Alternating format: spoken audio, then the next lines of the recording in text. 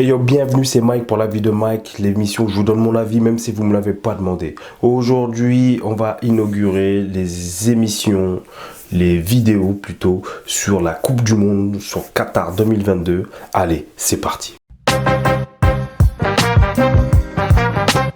Et yo, donc bienvenue, comme je vous l'ai dit, c'est le début de la Coupe du Monde, Qatar 2022, donc on va parler du premier match, mais avant de parler du premier match qui a eu lieu et l'ouverture et la cérémonie, je voulais revenir sur les polémiques qui ont entouré cette Coupe du Monde Qatar 2022, donc on va parler un petit peu de toutes ces polémiques rapidement.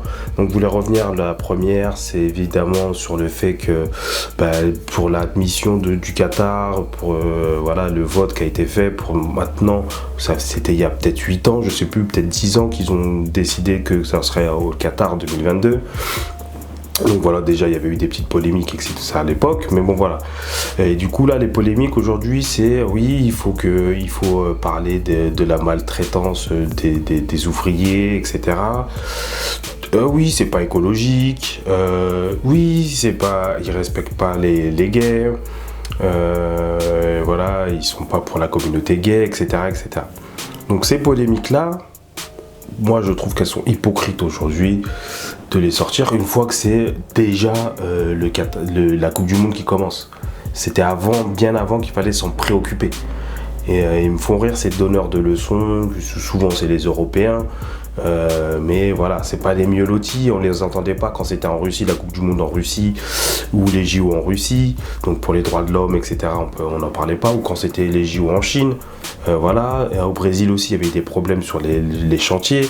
Bref, voilà, je trouve qu'il y a une indignation à géométrie variable, et ça, j'aime pas ça.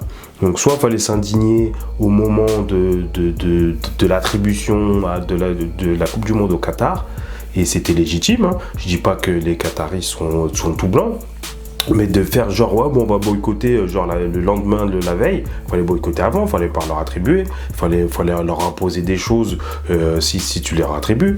Là tu viens, tu leur dis bon, alors tu sais que c'est un pays musulman, que avec les gays c'est compliqué, il y a eu des tas de reportages sur le fait qu'il y a eu des maltraitances et des problèmes avec les ouvriers, on leur prenait leur passeport. C'est pas une nouveauté, on l'apprend pas à la veille de la Coupe du Monde, ça on l'a appris il y a des années déjà. Et qu'est-ce que les gens ont fait ?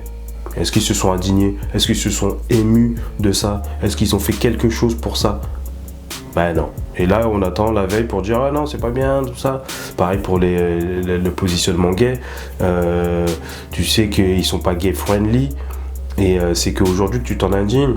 Et tu dis « Bon, on va porter un brassard, ceci, tu veux forcer ». Enfin bref, moi je trouve que c'est un petit peu hypocrite, surtout de la part des pays européens, parce que quand c'est d'autres nations qui sont pas gay-friendly non plus, ou qui sont pas très regardants sur les conditions de travail, comme quand c'était en Chine pour les JO, bref,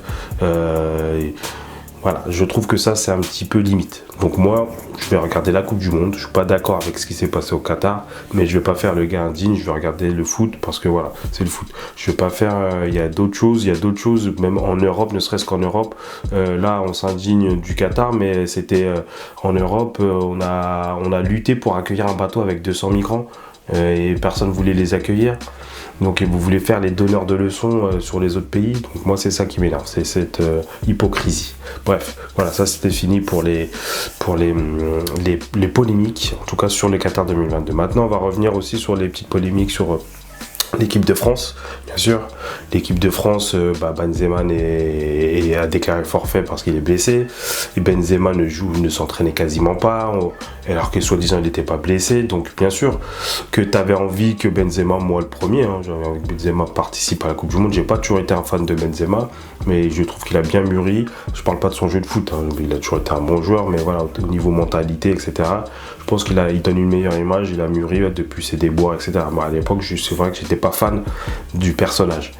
Aujourd'hui, voilà, j'apprécie mieux et il a du talent, ça. C'est un joueur qui joue pour l'équipe, qui a un vrai esprit d'équipe, qui a du talent, qui met au service de l'équipe et n'est pas un individualiste, même si son rêve c'était de gagner le Ballon d'Or, qui est une récompense individuelle. Mais quand il joue en équipe, il fait tout pour gagner son équipe. Il est prêt à prendre l'ombre pour faire briller quelqu'un qui est plus fort que lui, comme c'était le cas avec Cristiano Ronaldo. Donc voilà, j'aimais bien cette mentalité-là et c'est dommage, bon voilà, qu'on s'est précipité un peu sur cette blessure. soit on accepte de dire il est blessé et puis peut-être qu'il sera là pour la fin des phases de poule, etc. Ou soit on fait pas genre il n'est pas blessé, mais on voit bien qu'il s'entraîne pas, qu'il a une gêne, etc. Et puis on essaie finalement de le mettre à tout prix pour l'Australie et finalement ça le fait pas. Donc ça c'est dommage aussi. Bref, bon, je pense que de toute façon là l'équipe de France est dans une phase de transition. Voilà, on a là des joueurs qui commencent à être un petit peu vieux, un peu fatigués, un peu usés. Et comme du Benzema, Giroud, Lloris qui est plus en fin de carrière que voilà. Et une nouvelle génération qui arrive avec les Tchouaméni, etc. qui arrivent, voilà. Donc bon, il y a les statistiques qui prouvent que les anciens vainqueurs regagnent rarement une deuxième année d'affilée la Coupe du Monde.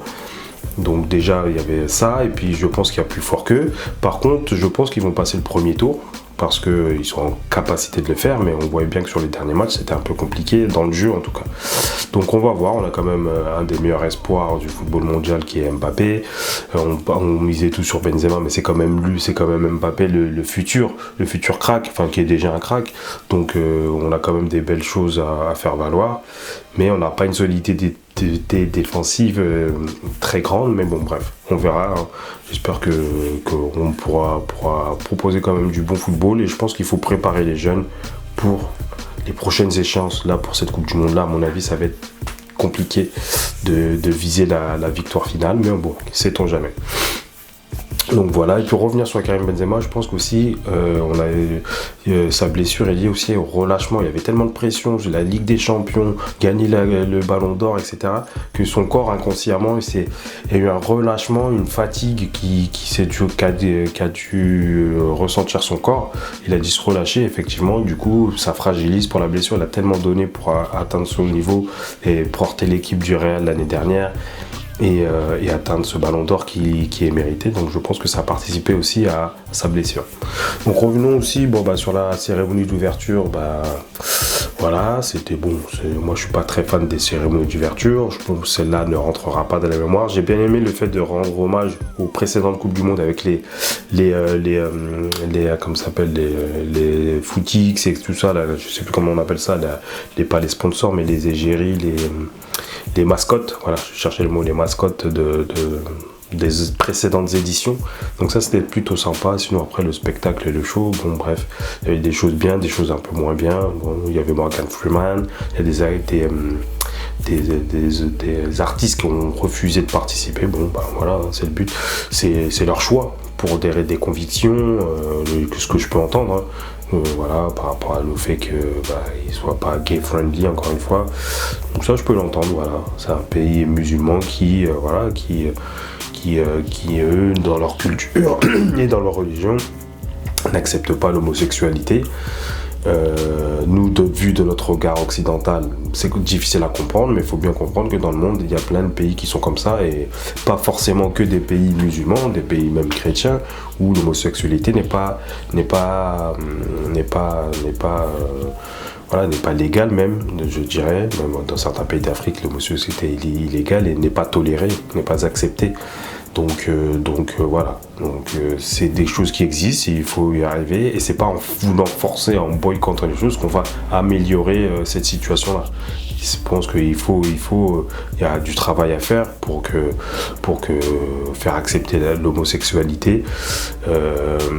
Mais voilà, je sais que dans ces sociétés-là, c'est pas demain la veille qu'il y aura des gays ouvertement gays, etc., et que ça sera abordé. Donc il y a du chemin à faire. C'est pas juste en boycottant un événement comme ça que ça va leur faire changer d'avis. Les faire changer d'avis ou de vision sur l'homosexualité. Donc il y a d'autres méthodes à voir, il y a l'éducation, il faut apprendre à accepter, l'acceptation, etc. Mais c'est un long chemin. Déjà même nous en Europe et en France, c'est pas forcément aisé d'accepter la différence de l'autre, hein. C'est pas forcément que l'homosexualité, mais la couleur de peau, la religion de l'autre, etc. et les opinions différentes des autres. Donc voilà, donc avant de critiquer les autres, balayons devant notre porte.